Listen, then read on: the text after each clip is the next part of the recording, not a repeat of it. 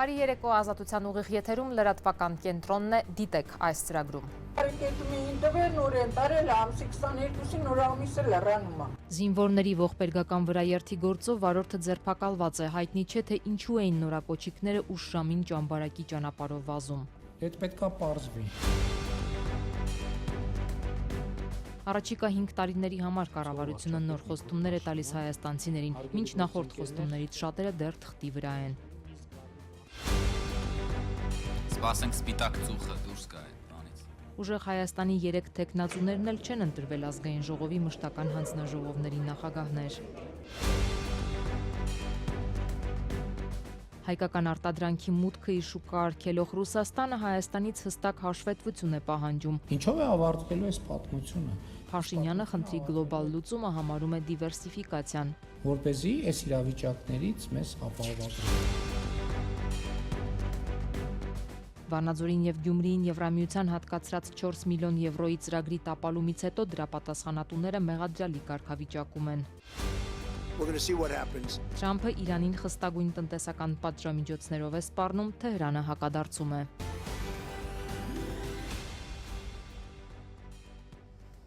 Նախ ողբերգական դեպքի մասին, որ տեղի է ունեցել ճամբարակի ճանապարհին։ Երեկ երեկոյան բեռնատար մեքենան վրաերթի է ենթարկել 7 նորակոչիկ զինվորների, նրանցից մեկը մահացել է։ Մյուսների կյանքին ըստ ռազմական գերատեսչության վտանգ չի սպառնում։ Իրավապահներն արդեն պարզել են, որ բեռնատար այդ մեքենան պիտանի չի եղել շահագործման համար, վարորդը ձերբակալված է, բայց անպատասխան է մնում հարցը, թե ինչպես, ում հրամանով եւ ինչու էին զինվորները երեկ ուշ երեկոյան հայտնվել Զորամասից դուրս ճամբարակից դեպի Վահան ճանապարհին։ Ճամբարակ-Վահան ավտոճանապարհին վթարից մահացած զինծառայող Սուրեն Վարդանյանը մի ամիս էլ չկա, որ բանակ էր գնացել։ Տարի կետում էին տվել նորեն տարել ամսի 22-ին նոր ամիսը լռանում է։ Պրիսյակ եղել է երեխեն եկել է։ Ինչ որ խնդիրներ ունեցել։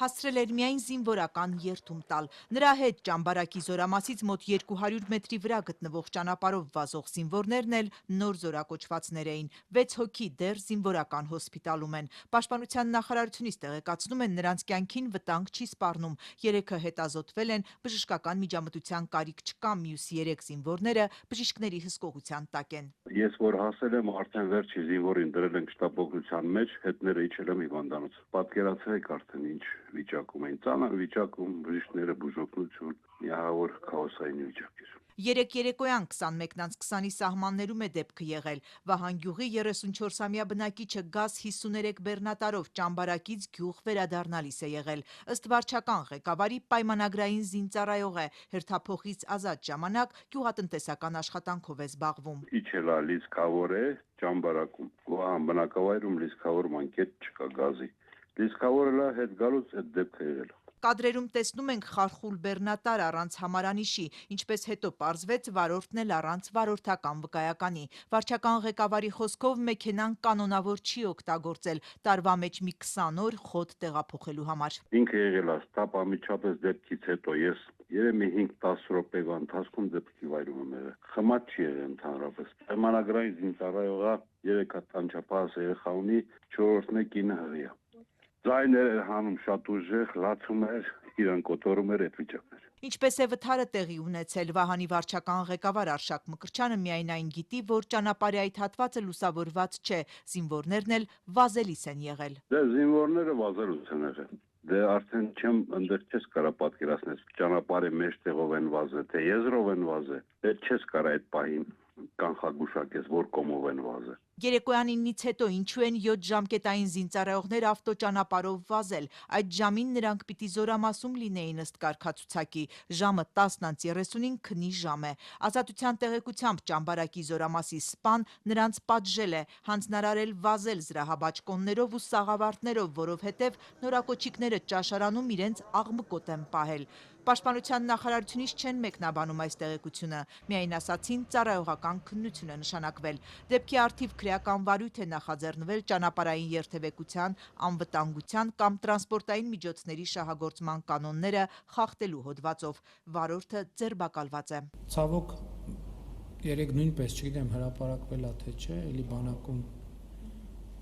միջադեպ ենք ունեցել, դեպքում էլ լրիվ ուրիշ։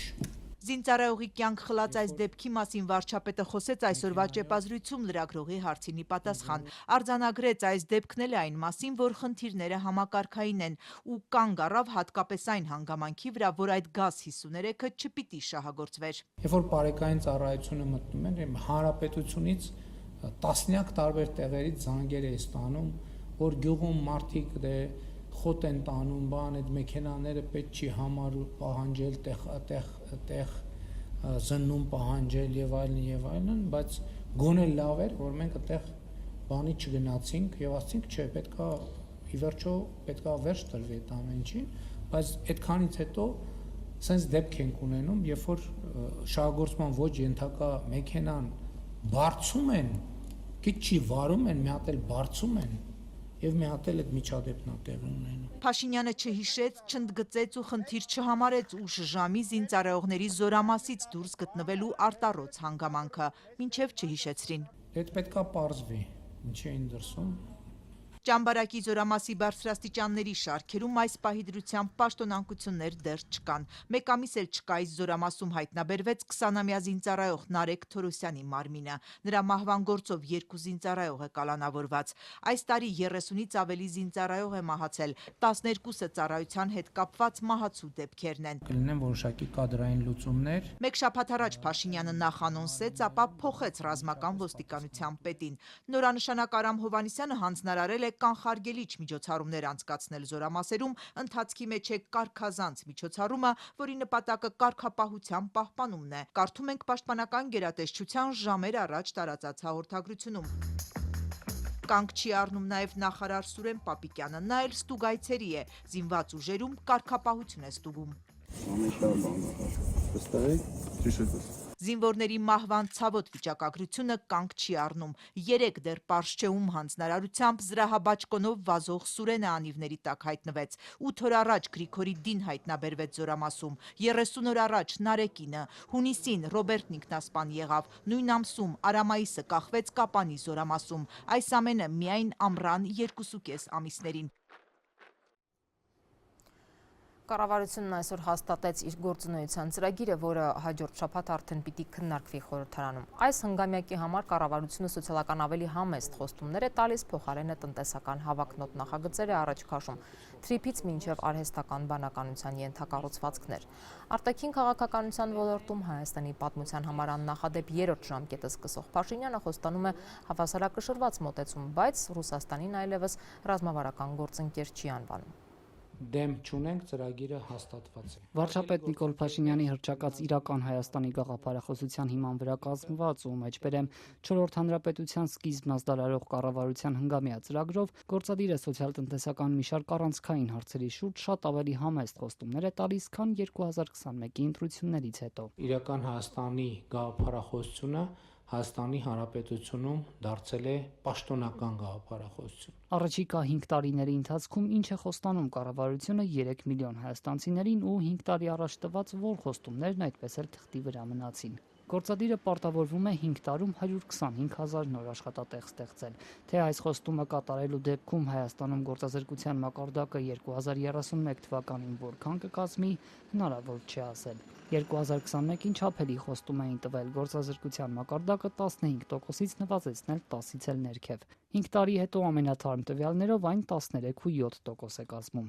Մենք աշխատանքը պետք է ընկալենք որպես բարեկեցության գործիք։ Կառավարությունը պարտավորություն է ստանձնում այժմ շուրջ 22% կազմող աղքատության մակարդակը նվազեցնել 5%-ային կետով, այսինքն հասցնել մոտ 17%-ի։ 2021-ին շատ ավելի մեծ թիրախ էին ընտրել, որին նույնպես հասնել չստացվեց։ Խոստանում էին, որ մինչ 2026 թվականը Հայաստանում աղքատությունը 2 անգամ կկրճատվի։ Այսինքն այժմ այն չպետք է անցներ 14%-ի շեմը, ավելի ցածր, քան հիմա խոստանում են իրականացնել մինչև 2031 թվականը։ Պետությունը պետք է ուժեղացնել մարդուն, մարդը պետք է ուժեղացնի պետությանը։ 2021-ին կառավարությունը խոստացել էր 5 տարիների ընթացքում վերացնել ծայրահեղ աղքատությունը։ Այս խոստումը նույնպես թղթի վրա մնաց։ Ամենաթարմ 2024-ի տվյալները ներկայացնող վիճակագրությամբ Հայաստանում ավելի քան 30,000 մարդ բավարար մթերք ձեռք բերել չի կարողանում ու թերսնված է։ Կառավարության 2026-2031 թվականների ծրագրով ծայրահեղ աղքատությունը վերացնելու խոստում ընդհանրապես չկա։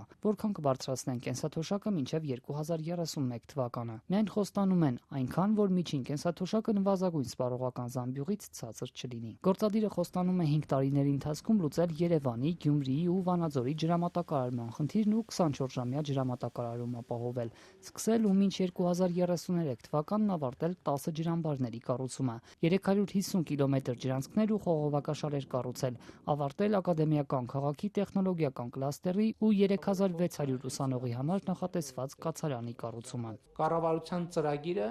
ամբողջությամբ հիմնված է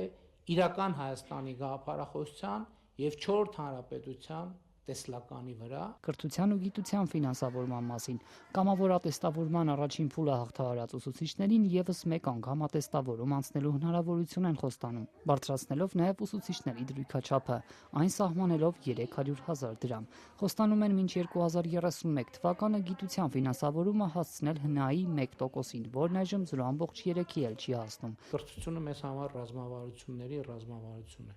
Մեր ընկալումը հետեւյալն է. չկա որևէ բան, որ հնարավոր է անել ավելի լավ առանց կրթության։ Ուղղակի չկա այդպիսի բան։ Բացի այդ, խոստանում են 5 տարիների ընթացքում Հայաստանում արտադրված բարձր տեխնոլոգիական արտադրանքի տարեկան արտահանման ծավալը հասցնել $500 միլիարդ։ Խոստանում են մինչ 2031 թվականը գործարկել TRIP նախագծի երկաթուղային կառուցվածքը, նաև վերակառուցել ու գործարկել Ախորիկից Թուրքիա ու Երասխից Նախիջևան տանող երկաթուղիները։ Թեև ամիսներ առաջ Երևանը դիմել էր, որ ռուսական կողմն անհրաժեշտ ներդրումներն անի ու Մոսկվան բանակցություններ սկսելու պատրաստակամություններ հայտնել, Նիկոլ Փաշինյանն այժմ հայտարարում է՝ սեփական միջոցներով կկառուցեն։ Արդյոք սա նշանակում է, որ ռուսական կողմը ուղիղ արդեն մերժել է Հայաստանի դիմումը, որ կառավարությունը նման պարտավորություն է ստանձնում։ Ոչ, չի նշանակում շինարարությունը իրականացնելու պետական բյուջեի միջոցներ։ Կառավարությունը նաև ծրագրում է երկաթուղիների հավատարմագրված կառավարման համակարգը վերանայել այնպես, որ չխոչընդոտի մեջբերեմ Հայաստանի Հանրապետության միջազգային տրանսպորտային համակարգի ինտեգրման պատմական հնարավորության իրականացմանը, թե ինչ մեխանիզմով ծրագրում չեն մանրամասնում։ Երևանը հարցը բարեկամաբար լուծելու ցանկություն ունի, առաջարկում են, որ Ռուսաստանը կոնցեսիոն իրավունքը շուկայական գնով վաճառի երրորդ կողմի։ Մոսկվան զգուշացրել է պայմանագրի խզման կամ կառավարումն այլ երկրի փոխանցելու դեպքում կպահանջեն 18 տարում արված ներդրումները շուրջ $400 միլիոն։ Հնգամյա ծրագրի արտաքին քաղաքականության վերաբերյալ բաժնում ի դեպ գրել են Ռուսաստանի հետ գործընկերային հարաբերությունների վերափոխման մասին։ 2021-ին հայ-ռուսական մեջբերեմ ռազմավարական դաշինքը Հայաստանի անվտանգության ապահովման գործոն է ներկայացնում։ Այս ծրագրում ռազմավարական բառն էլ չեն կիրառում։ Այդ արտահայտությամբ բնութագրում են Իրանի, Վրաստանի, Միացյալ Նահանգների, Եվրամիության, Ֆրանսիայի, Չինաստանի եւ այլ երկրների հետ գործընկերությունը։ Ու մինչ Ռուսաստանը Հայաստանի նկատմամբ տնտեսական սահմանափակումները կիրառում, իսկ ԵԱՏՄ երկրների ղեկավարները հորդորում են մինչ այս դեկտեմբեր հանրաքվե անցկացնել ԵԱՏՄ թե Եվրամիություն հարցով, Փաշինյանի կառավարությունը տնտեսական միությունում արդյունավետ համագործակցության մասին է գրել։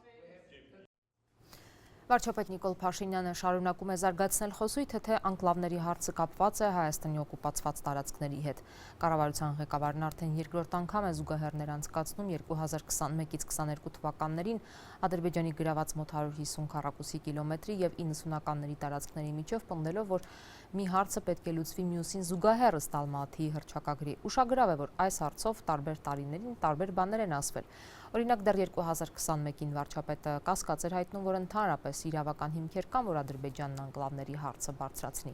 Հետագայում վարչապետը չի բացառայել նաև անկլավների փոխանակության սցենարը։ Ալմատայի հռչակագրի ընդունման դրությամբ Հայաստանի եւ Ադրբեջանի տարածքները արտահայտող քարտեզներ կան։ Եվ այդ քարտեզներով է, որ մենք իրանցի հատվածում իրականացրել ենք սահմանազատում եւ ըմբռնումն է նա, որ այդ քարտեզներով պետք է իրականացնենք սահմանազատում։ Հիմա այդ քարտեզների վրա Արցվաշենը Հայաստանի տարածքը, Քյարքին Հայաստանի տարածքը չի, Բարխուդարլուն Հայաստանի տարածք չի, Յուխարի Ասկիպարան Հայաստանի տարածք չի։ Սա փաստ է, որի հետ մենք պետք է առնչվենք։ Երկրորդը Արցվաշենը Հայաստանի տարածքը։ Եվ այսօր տարածքներ կան, որ փոխադարձաբար այդ քարտեզներում այլ կերպ են արտահայտված, գետնի վրա այլ կերպ է։ Այսինքն բոլորիս հայտնի իրադրությունները Ջերմուկում, Վայոց ձորի մարզում, Տավուշի մարզում եւ այլն եւ այդպես շարունակ։ Ինչպես լուծել այդ հարցերը։ Լուծել այնպես, որ մարդկանց համար եւ երկու երկրների համար լինի հարմար, այդ թվում այդ տարածքում ապրող բնակիչների համար։ Այդ թեման կոնկրետ չի քննարկվել երբեք։ Հրապարակային այդ թեմայի շուրջ ավելի շատ բան է ասվել, քան բանակցությունների սեղանի շուրջ։ Մի բան հստակ է։ Մենք այսօր չունենք ոչ մի պայմանավորվածություն, ոչ մի արձանագրում, որ հարցը պետք է լուծել կամ այս կերպ, կամ այն կերպ։ Տիգրանաշենը Հայաստանի Հանրապետության համար ունի կենսական նշանակություն։ Վերջի հասկանում եք, չէ՞, եթե ադրբեջանցիները գան եւ Տիգրանաշենում ռազմական բազա դնեն, ինչա տեղի ունենալու։ Հայաստանը մեջտեղից կիսվելու է։ Դա նշանակում է, որ Նիկոլ Փաշինյանը սպասարկում է թուրք-ադրբեջանական շահերը։ Եթե Նիկոլ Փաշինյանի միակ նպատակն է տանկ բրծնենք Ադրբեջանի հետ հարցերս լուծենք, իրաց բարեհոգության եւ բարեգթության վրա հույսներս դնենք, մենք այստեղ ֆեստիվալներ կազմակերպենք։ Ինքը դա էր անում։ Մենք ասում ենք, որ ոչ, չի եղել աշխարհում մի դեպք, երբ դիմացինի բարեգթությունը երաշխավորում է քո խաղաղությունը։ Ընդդիմադիր ուժեղ Հայաստանի 3 թեկնածուներն էլ չեն ընտրվել ազգային ժողովի մշտական հանձնաժողովների նախագահներ։ Փակ քվեարկության ժամանակ նրանց թեկնածությանը 60-ից ավելի պատգամավոր դեմ է արտահայտվել։ Մյուս բոլոր հանձնաժողովներն արդեն նախագահներն ունեն եւ միայն մեկն է ընդդիմադիր Հայաստան խմբակցությունից Լիլիթ Գալստյանը, ով ղեկավարելու է Մարդու իրավունքների պաշտպանության եւ հանրային հարցերի հանձնաժողովը։ Ուժեղ Հայաստանը նոր թեկնածուներ պետք է առաջադրի, խորհրդարանի առաջին նիստն ու ձևավորման աշխատանքները դեռ շարունակվում են։ Սպասենք սպիտակ ծուխը դուրս գա այդ բանից։ Քաղաքացիական պայմանագրի ու Հայաստան խմբակցությունների դեպքում սպիտակ, ուժեղ Հայաստանի բոլոր 3 թեկնածուների դեպքում սև ծուխ բարձրացավ ազգային ժողովում։ 3-ն էլ չընտրվեցին մշտական հանձնաժողովների նախագահներ։ Ֆինանսավարկային ու բյուջետային հարցերի հանձնաժողովի նախագահի պաշտոնում ուժեղ Հայաստանը Հայկ Վարմանյանի, տարածքային կառավարման հանձնաժողովում Դավիթ Ղազինյանի, եվրոպական ինտեգրման հանձնաժողովում Արեգա Հովսեփյանի թեկնածություններն են առաջադրել։ Մենք պարտավոր չենք ումպերեն քվեարկենք, բայց մենք միաժամանակ նաև չենք տորպեդարել գործընթացը եւ մեզ ավելի նպատակահամար մեր կասկածները փաթաթող թեկնածուներին պատրաստ ենք կողմ քվեարկել եւ ապահովել, որպեսզի ազգային ժողովը բնականon հունով աշխատի։ Իշխող խմբակցության քարտուղար Վոլոդիա Հակոբյանը նաեւ դեմ քվեարկելու իրենց պատճառներից որոշները բարձրաձայնեց։ Ելույթները եւ այն հարցադրումները, որոնք հնչել են եւ դրանց տրված մեզ պատասխանները մեզ չեն գոհացրել։ Օրինակ պարոն Վարմանյանի դեպքում նրա ունեցած ընկերությունը, որը զբաղվել է բրոկերական ընկերությամբ այն ժամանակ, երբ ինքը եղել է պետ աշխատակից, օրինակ պարոն Ղազինյանի դեպքում հաշվի առնվել մեր խմբակցության անդամների կողմից այն, որ պարոն Ղազինյանը անցնում է ընտրակաշառքի գործով, չնայած հարգելով ամեղության կանխավարկածը, բայց այդպիսի կասկածների դեռ փարատված չեն դատարանի որոշումով։ Պարոն Ղազինյանը այդ մենակ էներգետիկ ոլորտում էր ու փոխկապակցվածություններ կան Տաշիր ընկերությունը բազմաթիվ էներգետիկ համակարգում աշխատող ընկերություններ ունի եւ մենք այդտեղ շահերի պահում ենք նաեւ տեսնում եւ այսպիսի բազմաթիվ հարցեր։ Կարծում եմ Արեգա Հովսեփյանի դեպքը ամենաբացահայտներից էր, որ Տիկին Հովսեփյանը չի փարատել մեր կասկածները, որ չի գնում այդ հանձնաժողովը աշխատեցնելու Հայաստանի եվրոինտեգրումը ավելի արագացնելու կամ նպաստելու եվրոինտեգրմանը Հայաստանի։ Իսկ ես մեծ հույս ունեմ, որ չեմ ընտրվի։ Քննարկումների ժամանակ թերևս Արցախցի Արեգա Հովսեփյանը իշխանականների ամենածանր քննադատությանն արժանացավ։ Դեռ մինչև քվեարկությունը ակնհայտորեն պատրաստ էր չընտրվելու։ Մենք ունենք բազմաթիվ պայմանագրեր, համաձայնագրեր, հանդիպումներ, որ տեղի են ունենում մեր եվրոպական գործընկերների հետ։ Բայց երբ որ մենք տեսնում ենք, որ այսօր մեր գյուղացին չի կարողանում իր ապրանքը արտահանել դեպի Եվրոպա, երբ տեսնում ենք, որ բողոքի ցույցեր են տեղի ունենում, չէ, տեսնում ենք նրանք ճանապարհ են փակում, հաստատի հասկանում ենք, որ դեկլարատիվ բնույթի են այդ հարաբերությունները։ Իսկ մենք կողմնակից ենք բովանդակային, մինչ օրս մենք դա չենք տեսել եւ ինչպես հասկացա երեկվա մեր քննարկումներից քաղաքացիական պայմանագրի ворթեգրած մոտեցումը այլ է։ Լիլիթ Գալստյան կողմ 54, դեմ 47։ Իշխանությունը միայն ընդդիմադիր Հայաստան խմբակցության պատգամավոր Լիլիթ Գալստյանին ընտրեց Մարդու իրավունքների պաշտպանության հանձնաժողովի նախագահ, այն էլ ոչ բոլորը։ Ակնհայտորեն այնքան կողմ քվեարկող էր եղել, որ Գալստյանն ընտրվի։ Առանց քաղաքացիական պայմանագրի ընդդիմադիրները ընտրվելու շանս չունեն։ Պատգամավորներն անցնող օրերին նախ քննարկեցին բոլոր 12-ի թեկնածությունները։ իսկ ընտրությունը տեղի ունեցավ 1 գաղտնի քվեարկությամբ։ Իշխանական 8 թեկնածուների դեպքում ամենահետաքրքիրը կրթության հանձնաժողովի նախագահ դարձած Սիսակ Գաբրիելյանի ընտրության պատկերն էր, մյուս 7-ի օգտին 62 կողմ ձայն էր եղել։ Գաբրիելյանին 61 էր կողմ քվեարկել, արդյոք ընտրությանը մասնակցած 62 քվեականներից մեկն էր դեմ քվեարկողը, ու նրան գտնելու գործընթաց կնախաձեռնեն։ Չեմ կարծում, չէ, ոչ, թե դեմ են եղել, թե ծերմբա, թե անբավերին արել, թե չեն գցել քվեատուկ,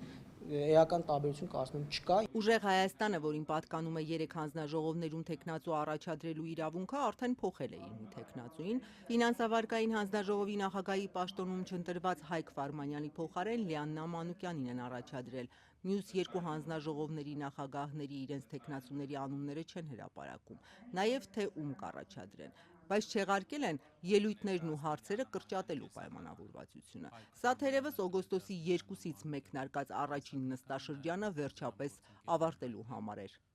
Քանի որ նախորդ հանձնաժողովի մեր առաջարկած նախագահները չեն ընտրվել, կարծում եմ, որ խնդիրը նրանում է նաև, որ մենք լավ չենք կարողացել, ժամանակ չի եղել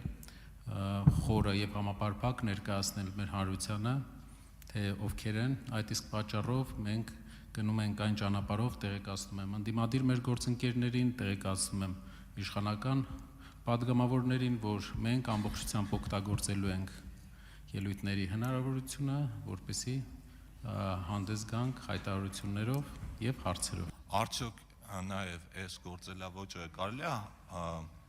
համարել որպես պայմանական, ասենք, վրեժխնդրություն ձեր տեխնացուներին չընտրելու համար, որպեսզի մենք մինչև հոկտեմբեր մնանք նիստերի դահլիճում։ Նույն հաջողությամբ ես կարող եմ ձեր խմբակցությանը հարց ուղղել Հայաստանի Հանրապետության օրենսդրությամբ համապատասխան հանձնաժողովների նախագահների պաշտոնները առաջադրում են ընդդիմությունը։ Նույն հարցը կարող եմ ձեզ տալ, արդյոք վրեժխնդրություն չէ ընդդիմությունից, որ 3 հանձնաժողովի նախագահի չեք ընտրել, հետևաբար ձեր հարցին չեմ կարող պատասխանել, կրկնում եմ, ընթացքը ցույց կտա։ Թեև ազգային ժողովի կանոնակարգը սահմանում է, որ հանձնաժողովների նախագահների ընտրության հարցը կարող է այնքան շարունակվել, մինչև խմբակցությունն իրեն վերապահված թափուր պաշտոնում թեկնածու չառաջադրի կամ առաջադրված նույն թեկնածուն 3 անգամ չընտրվի, բայց երկրի գլխավոր օրենքով սահմանադրությամբ կառավարության ծրագրին հավանություն տալու համար 7-օրյա ժամկետ է սահմանվում։ Փաշինյանի կաբինետը արդեն այն հաստատել եւ ուղարկել է ազգային ժողով, իշխանական խմբակցությունից հավանական են համարել, որ ծրագիրը հաջորդ շաբաթ արդեն կքննարկվի։ Արդյոք խորհրդարանը կհասցնի նախքան կառավարության ծրագրի քննարկումը ավարտվել հանձնաժողովների նախագահների ընտրությունը, թե այն կհետաձգվի եւ տեղի կունենա կառավարության ծրագրի հաստատումից հետո, դեռ հստակ չէ։ Ընդդիմադիր գործիչ Արեգնաս Մանուկյանի դստերը միայն իր ծննդյան օրը թույլ տվեցին այցելել արդեն ավելի քան 1 ամիս կալանավորված մորը։ Հանրային հնչեղություն ստացած այս գործը Մանուկյանի փաստաբանը քաղաքական է համարում, իսկ դատարանի որոշումը տեսակցության արգելքների վերաբերյալ խոշտանգում։ Երեխայի հետ տեսակցությունն արգելելը մոտ 10 տարի առաջ դեռ ընդդիմադիր Նիկոլ Փաշինյանն էլ էր համարում խոշտանգում։ Հիմա նման որակումներ վարչապետն այլևս չի տալիս։ Լաց եղավ այդ էմոցիաները բան լացել է աղջիկը, երբ տեսել եմ մորը։ Դե բնականաբար 40 օր տևած բաժանումից հետո 3 իր ծննդյան օրը 14-ամյա Արփին վերջապես հանդիպեց մորը Կալանավայրում։ Աբովյանի բանտում աղջիկը մոր հետ շուրջ 2 ժամ է անցկացրել։ Անակնկալ է եղել եւ Տիկին Մանուկյանի համար եւ երեխայի համար։ Բնականաբար շատ հուզումն առատ է անցել։ Դատավոր Մանվել Շահվերդյանը հուլիսի 9-ին ընդդիմադիր գործիչ Արեգնաս Մանուկյանին կալանավորելու որոշմամբ 46-ամյա կնոջը նաև արգելել է շփվել անչափահաս դստեր հետ։ Այս արգելքը երեխայի մոտ հոգեբանական խնդիրներ էր առաջացրել, նրա հետ մինչև օրս մասնագետ է աշխատում։ Ինչու տևական ժամանակ մորեդ շփումից զրկված երեխային այնուամենայնիվ իր ծննդյան օրը թույլ տրվեց մուտք գործել Կալանավայր։ Առիթ ա եղել, ես դիրքորոշում եմ արտահայտել։ Դա առաջին պահից էր պարզ, որ քաղաքական որոշում էր։ Այսօր լրագրողների հետ ճեպազրույցում պարզ դարձավ, որ վարչապետ Նիկոլ Փաշինյանը տեղյակ է Արեգնաս Մանուկյանի երեխայի շուրջ ծավալվող իրադարձություններից, ինչպես ինքն ասաց, մամուլից է իմացել։ Չթաքցրեց հանրային հնչեղություն ստացած այս գործի վերաբերյալ անգամ դիրքորոշում է հայտնել ըստ էության չափազանցություն որակելով Մանուկյանի դեմ կիրառվող շփման արգելքը։ Եվ մեր գործընկերներին այդ ուղերձը տվել են, որ կարծում եմ, որ չափազանցությունների մեջ պետք չի ընկնել, այնպես որ ձեր հարցի տրամաբանությունը կիսում եմ։ Դա հաշվի հարդարա, ուղղակի խոշտանգման մասին է խոսում։ Դա խոշտանգումը պարտադիր է եղունգները քաշել։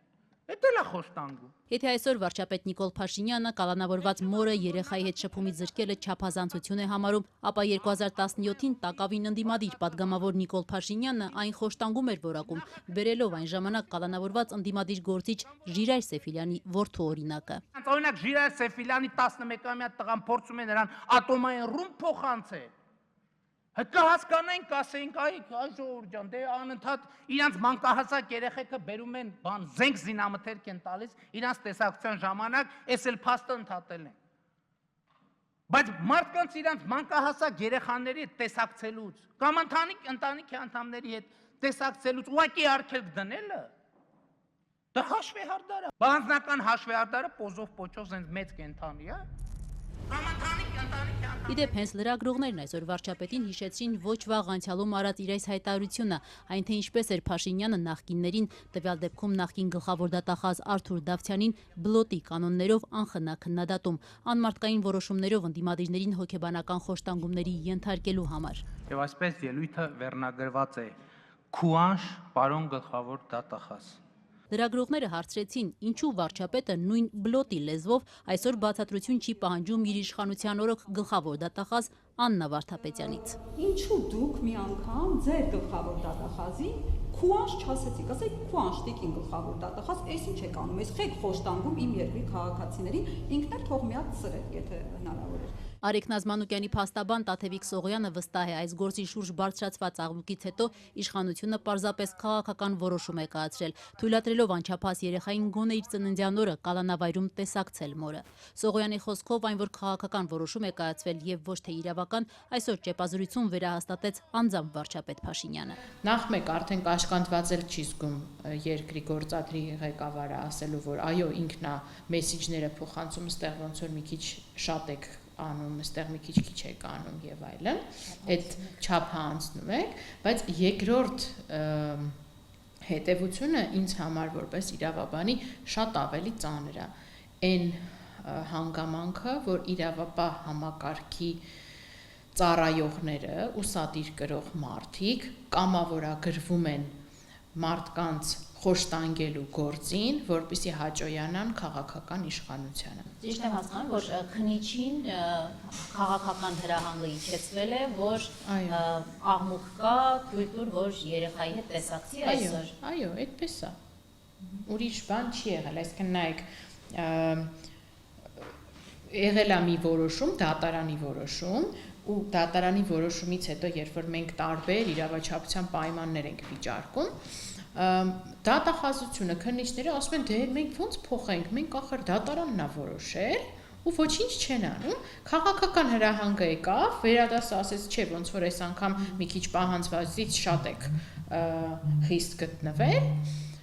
ու մեկ էլ որոշեցին իրենց նախաձեռնությամբ ինչ-որ պայմանի փոփոխություն, լավություն անել, ծննդյան նվեր անել։ Իդեպ ըստ փաստաբանի երեկվա այցը որակվել է իբրև ծննդյան նվեր, մեկ անգամյա հնարավորությամբ։ Փաստաբանը չի հասկանում, եթե երեխան կարող է խնդիրներ առաջացնել վարույթի համար, ապա նույնը կարող էր անել իր ծննդյան օրը։ Քրեակատարողական հիմնարկում մեկնաբանել են, որ դա մեկ անգամյա ակտ է, այսինքն ոչ թե առհասարակ է բացվում երեխայի տեսակցությունը, այլ ընդհանրապես ծննդյան օրվա նվեր է։ Իդեպ վարչապետ Փաշինյանի կողմից գործընկերներին տրված ուղերձից հետո թե չափազանցությունների մեջ պետք չէ ընկնել, այսօր օրվա ավարտին հայտի դարձավ, որ վերաքննիչ դատարանը վերացրել է Արեգ Նազմանուկյանի մերձավոր ազգականների հետ շփման արգելքը։ Սա նշանակում է, որ Մանուկյանն այսուհետ կկարողանա տեսակցել դստերը։ Պետական գաղտնիք պարունակող տեղեկություններ հրապարակելու համար մեղադրվող նախկին падգամավորը սակայն կշարունակի մնալ կալանքի տակ։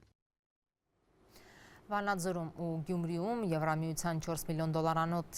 եվրոյանոց ծրագրի տապալումից հետո երկու մեղադրյալ կա։ Ծրագրի ղեկավարն ու տրանսպորտային հարցերով փորձագետը այժմ տնային կալանքի տակ են կաշառքի, գույքի հափշտակության, փողերի լվացման եւ պաշտոնեական կեղծիքի մեղադրանքներով։ Եվրամիության 4 միլիոն եվրոյով նախատեսվում էր, որ Գյումրիում եւ Վանաձորում էկոլոգիապես մաքուր տրանսպորտ պիտի աշխատեր, ուղևորցը գանձող թվային համակարգ պիտի ներդրվեր, աղբի վերամշակում պիտի արվեր, բայց մինչ օրս այդ ծրագրերը թղթին են, հատուկենտ ավտոբուսներ գործարկվել են միայն Վանաձորում։ Վանաձորին ու Գյումրիին Եվրամիության հատկացրած 4 միլիոն եվրոյի ծրագրի պատասխանատուները ծրագրի ավարտից 2 տարի անց քննիչների հարցերին են պատասխանում մեղադրյալի կարգավիճակով։ Դատարանն այսօր 2 ամսվա տնային կալանք և 20 միլիոն դրամ գրավ կիրառեց ծրագրի ղեկավար Նատալիա Լափաուրիի նկատմամբ։ Տնային կալանքի տակ է նաև ծրագրի տրանսպորտային հարցերով փորձագետ Դավիթ Մելքոնյանը։ Նախօրեին ձերբակալված Լափաուրիին հակակոռուպցիոն կոմիտեն մեղադրանքի առաջադրել կաշառք ստանալու, գույքի հափշտակության, փողերի լվացման և պաշտոնեական կեղծիքի, իսկ Մելքոնյանին կաշառքին օժանդակելու համար։ Ով է կաշառք տվել, ինչ գույք է հափշտակվել ու ինչպես, այս հարցերը դեռ անպատասխան են։ Հակակոռուպցիոնն առայժմ մանրամասներ չի հայտնում։ Ունենալ լավագույն մատչելի, արդյունավետ,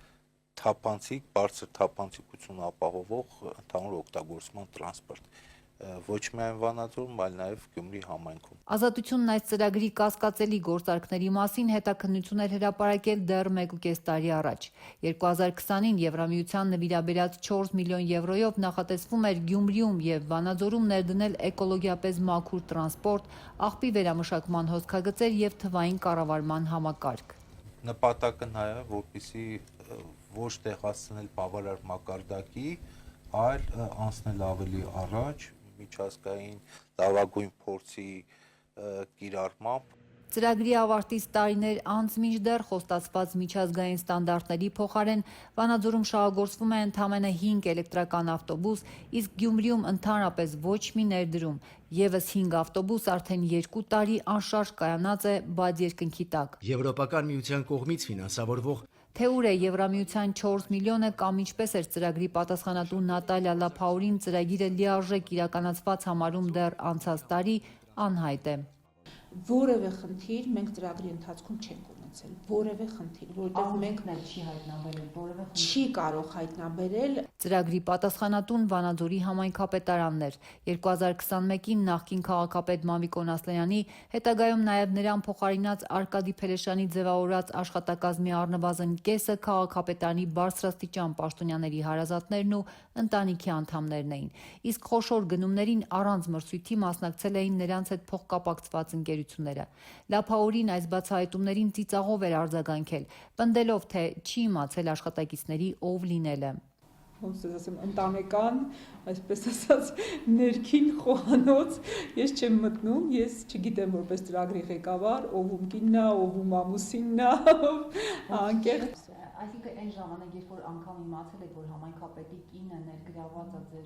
ծրագրում, աշխատակազմում, ինձ որպես կին չի հետաքրքրել Կարինե ջան։ Ինքը ինձ հետաքրքրել է որպես մասնագետ ու կարծում եմ դա բնական է։ Ազատության հարցումներին ի պատասխան Հայաստանում Եվրամիության պատվիրակությունը հայտնում էր ֆինանսական աուդիտներ իրականացնելու մասին առանց հստակ մանրամասների։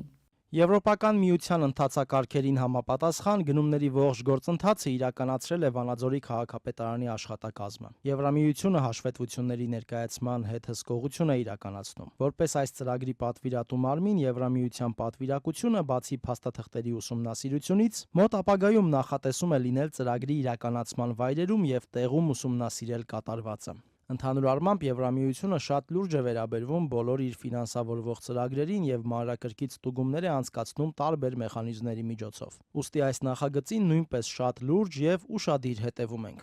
Այս պատասխանից ամիսներ անց Վանաձոր այցելած Եվրամիության ներկայացուցիչները հայտնվել էին ավտոտնակի նմանվող փոշոտ տարածքում, որտեղ ավտոդողերի ու ժանգոտ մետաղների կողքին փոշոտված դրված էր 100,000 եվրո արժողությամբ փողոցներ լվացող սարքը։ Տոմսային համակարգի ներդրում, դրանք լինելու են էլեկտրոնային ոչ կանխիկ գումարով վճարումներ։ Անցած տարվա ամռանը Վանաձորում շահագործված ավտոբուսներում վճարումները մինչ օրս վարորդներն են ստանում, իսկ խոստացված աղբի վերամշակումից նշույլ անգամ չկա։ Թվային համակարգից եւս։ Ըստ էության միասնական հարթակ լինելու Վանաձոր եւ Գյումրու համար։ Ըստ Եվրամիության պահանջների տրանսպորտը պետք է լիներ եվրոպական ծագման, մինչդեռ Ազատությունը բացահայտել էր, որ չինական մասերով դրանք հավաքվել էին Հայաստանում։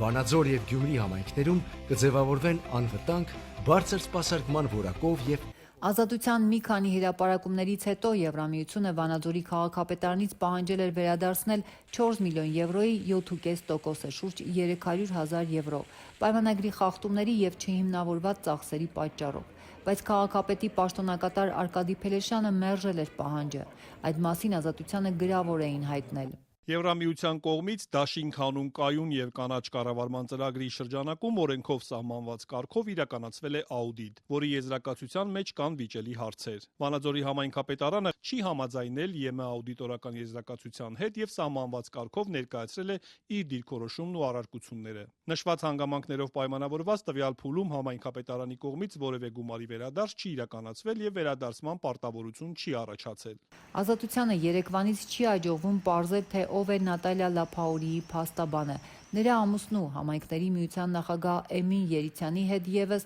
կապ հաստատել չի հաջողվել, բայց ծրագրի ղեկավարը նախկին բոլոր հարցազրույցներում հերքել էր, թե խախտումներ են եղել։ Իրավապահները մինչդեռ այս տարվա գարնանը քրեական գործ հարուցեցին, որի շրջանակում էլ արդեն փաստորեն 2 մեղադրյալ կա։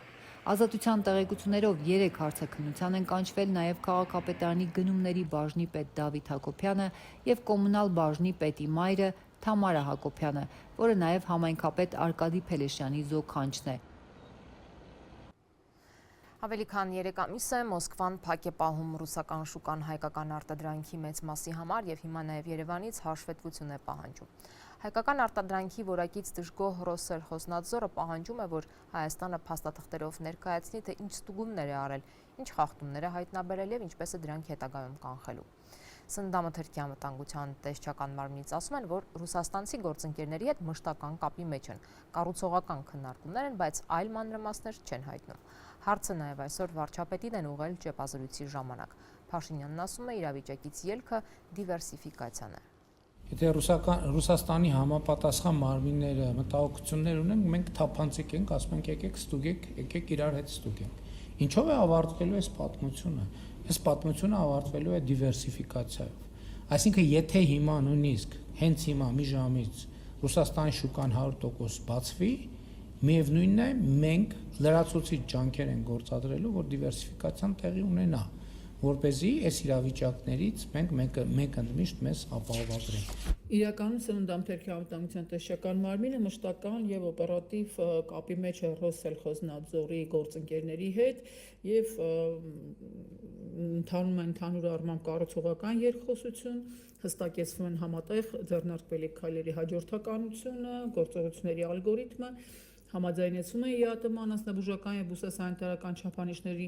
պահպանման ուղղված միջոցառումների ժամանակացույցը, գործողությունները եւ այլն։ Այս պահին նկատի ունենալով, որ բանակցությունները դեռ շարունակվում են, ինչպես նաեւ հաշվի առնելով, որ գործընթացը շարունակական է, այդպիսի բնույթ ունի։ Նախնական կամ ընթացիկ մանրամասների հրապարակումը այս փուլում համարում ենք վաղաժամ եւ բնականաբար վերջնական հստակեցված արդյունքների եւ իրականացված միջոցառումների մասին անպայման կհրապարակենք, երբ որ դրանք պատրաստ կլինեն։ Ամերիկայի Միացյալ Նահանգների նախագահը նոր տնտեսական խստագույն պատժամիջոցներով է սպառնում Իրանին։ Թեհրանից հակադարձում են դրանք կհանգեցնեն հետագա պարտությունների։ Մինչ այդ Հորմուզի նեղուցը վերահսկելու մասին հայտարարում են երկու երկրներն էլ։ Իրանի դեմ ԱՄՆ նախագահի խոստացած տնտեսական խստագույն պատժամիջոցները նոր պարտություններ կբերեն Վաշինգտոնին, հայտարարել է Իրանի արտգործնախարարը։ Աբբաս Արաղչին սոցցանցում պնդել է, դրանով Դոնալդ Թրամփը նպատակ ունի շեղել ուշադրությունն ԱՄՆ ներքին ճգնաժամից, մասնավորապես երկրի ունեցած մեջբերում եմ աննախադեպ պարտքից եւ կտրուկ աճող տոկոսադրույքներից։ Այս ձախողված քաղաքականության շարունակումը միայն կհանգեցնի հետագա պարտությունների, ինչպես նաև իրանցիների կողմից թշնամանքի։ Միացյալ Նահանգների տնտեսական ահաբեկչությունը սպառնում է համաշխարհային տնտեսությանը եւ ինքնիշխանությանն ամբողջ աշխարհում։ Իրանի փոխարտգործնախարարն էլ պնդել է, թե Վաշինգտոնը նոր պատժամիջոցներ կիրառելով սխալ հաշվարկներ է անում։ Ռազմական գործողություններն արդյունք չտվեցին, ուստի հիմա նրանք հաջորդ ձախողումն անվանել են տնտեսական պատերազմ։ Սոցցանցում գրել է Քազեմ Ղարիբաբադին, պնդելով, թե Վաշինգտոնը Թեհրանին աղաչում է գործարք կնքել։ Իսլամական հեղափոխության պահապանների կորպուսն իր հերթին հայտարարել է, որ Իրանը շարունակում է զենք արտադրել եւ սպառնացել է ավելի ավերիչ զինատեսակներ օգտագործել, եթե հակամարտության նոր փուլ սկսվի։ Կորպուսը նշել է, որ իր հրթիռներում կիրառվող մարտագլխիկների կործանարար ուժը մեջբերում եմ շատ ավելի մեծ է, քան նախորդ պատերազմներում օգտագործվածներինը, եւ եթե պատերազմ սկսվի, մեր զենքերը բոլոր առումներով լիովին կտարբերվեն նախկինում կիրառվածներից, ասել է կորպուսի խոսնակ Սարդար Մոհեբին։ Դոնալդ Թրամփն այսօր ավելի վաղ հայտարարել էր, թե ոչ ոք Իրանին գործարկնքելու ավելի մեծ հնարավորություն չի տվել, քան ինքը։ Սոցցանցում արած գրառմամբ ԱՄՆ նախագահն ափսոսանք էր հայտնել, որ Թեհրանը չի օգտվել այդ հնարավորությունից, ինչի համար նոր աննախադեպ պատժամիջոցների մասին էր հայտարարել։ Հետևաբար այսօր ես հայտարարում եմ որևէ երկրի դեմ երբևէ ձեռնարկված տնտեսական ամենակործանարար գործողության մասին։ Սա կլինի աննախադեպ մասշտաբի տնտեսական պատերազմ եւ մեկուսացում։ Թրամփը վստահեցրել էր, այդ պատժամիջոցները կաթվածահար կանեն Իրանի կարողությունները եւ մեջբերում եմ կզրկեն ողջ աշխարհում սարսափ սերմանելու հնարավորությունից։ Սպիտակ տան ղեկավարը նաեւ զգուշացրել էր, ցանկացած երկիր, որը որևէ կերպ կաջակցի Իրանին, տնտեսական լուրջ հետևանքների կբախվի, չհստակեցնելով թե ինչ քայլեր կձեռնարկվեն այդ երկրների դեմ։ Սպիտակ տանը լրագրողների հարցինի պատասխան էլ ԱՄՆ նախագահը պնդել է, թե Հորմուզի նեղուցը բաց է եւ ԱՄՆ հսկողության տակ, իսկ Իրանի ծովային շրջափակումը շարունակվում է ամբողջությամբ։ Շրջափակումը 100%-ով հաջողված է եղել, ոչ մի նավ չի մտել Իրան, բայց դրանք մտնում են այլ երկրներ։ Բայց տեսնենք, թե ինչ կլինի, կամ ամեն ինչ շատ լավ կլինի եւ նավթի գները կտրուկ կիջնեն, կամ կշարունակենք անել այն, ինչ անում ենք։